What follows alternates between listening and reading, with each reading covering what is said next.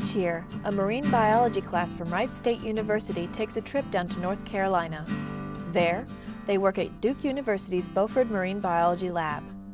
The students are divided into groups of 2, consisting of a graduate and an undergraduate student. The groups design an experiment to perform in the marshes to prove a thesis.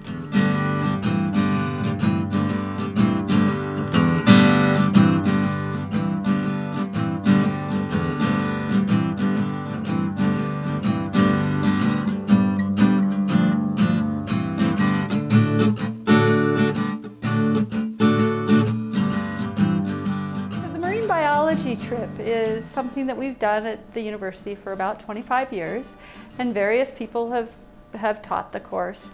But the main purpose of the course is to allow students to become scientists through doing science. So they actually get the opportunity not just to learn things in a lecture hall and kind of hear how science gets done, but to come up with their own projects. So what would be an interesting project to do? What's an interesting question? They have to go and read about the places that they're going and find out what other people have done in terms of their research.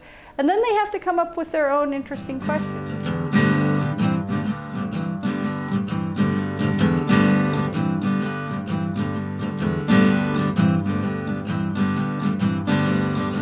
Our project was snail tethering, so what we did is we went out and glued and tied snails out into the salt marsh at different distances from the water to see a predation gradient, to see how many had been eaten.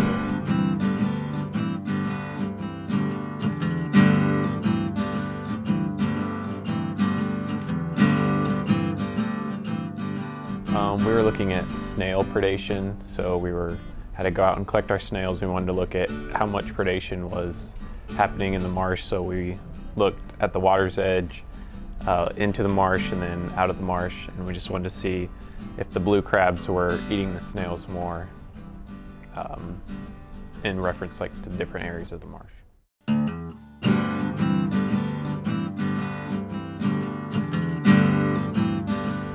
So the easiest way to say that our project was more or less a study of just seeing how many of these small little animals, they're called zooplankton, so you can only see them under a microscope.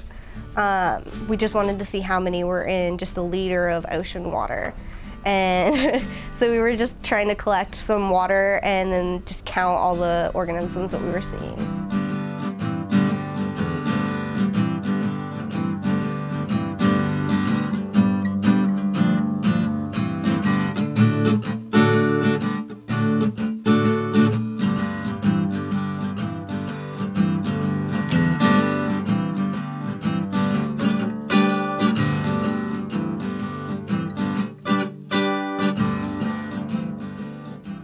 So here's where all the planning that they did comes into place, and they try to implement all these things, and they discover that it's a lot harder than they thought it was. We got the wrong glue, and it took 2 hours to dry.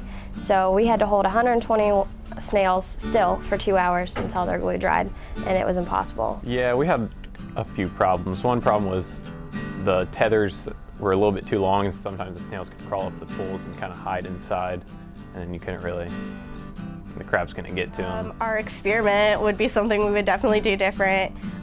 Leslie and I ended up doing the most comprehensive experiment that was done the entire trip, and it took us hours just to figure out how to get our original methods to work for us, and then we spent like 3 days just trying to critique it and make it better.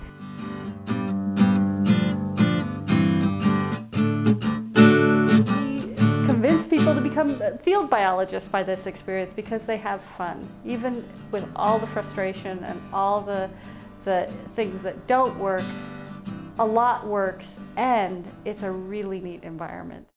That's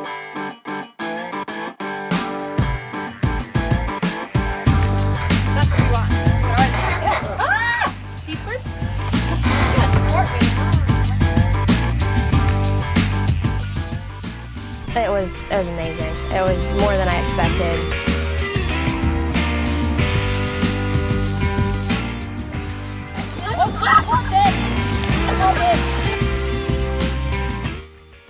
My favorite part of the trip was going to Shackelford Island.